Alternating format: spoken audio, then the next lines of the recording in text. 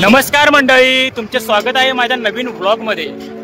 तर मित्रांनो, आज माझा चीट मील आहे। खूप दिवस झाले वडापाव खाल्लो नव्हतो। आलो की मग बबलू वडापाव शॉप मध्ये मस्त पैकी पॅटीस तयार करत आहेत बघा। पॅटीस बनतेला बघून तोंडाला पाणी आलं बघा। पहिला झणझणीत पॅटीस हाणूया। आता वडापाव बनवत आहेत बघा। भाऊ एक नंबर वडापाव बनवतो, भागात टॉपला आहेत। भावाची स्माइल शेवट आहे बघा। तर मित्रांनो, आता मी तुम्हाला वडापावाची स्टोरी सांगतो। मुंबईच्या गतिशील जीवनशैलीतून उगम पावलेली आहे। 1960च्या दशकात दादर रेल्वे स्थानकाजवळ अशोक वैद्य नावाच्या विक्रेत्याने वडापावाचा शोध लावला। त्यावेळी मुंबईतील कापड गिरण्यांमध्ये काम करणाऱ्या कामगारांसाठी स्वस्त, झटपट आणि पोट भरणारा पर्याय शोधणे गरजेचे होते। अशोक वैद्य यांनी बटाट्याच्या वड्याला पावामध्ये ठेवून त्यासोबत हिरवी चटणी आणि तिखट मिरची दिली। हा पदार्थ कामगार वर्गांसाठी परवडणारा आणि सोयीस्कर ठरला। 1970च्या दशकात शिवसेनेने वडापावाला मराठी अस्मितेचे प्रतीक बनवले। त्यावेळी अनेक गिरण्या बंद झाल्यामुळे अनेक कामगारांनी वडापाव विक्रीचा व्यवसाय सुरू केला। त्यामुळे वडापाव फक्त एक खाद्यपदार्थ न राहता तो मुंबईच्या सांस्कृतिक ओळखीचा भाग बनला। आज वडापाव हा फक्त मुंबईतच नव्हे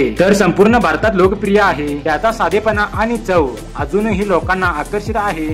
तुम्हाला हा व्हिडिओ आवडला असेल तर लाईक करा, कमेंट करा आणि माझ्या इंस्टा अकाउंटला फॉलोही करा।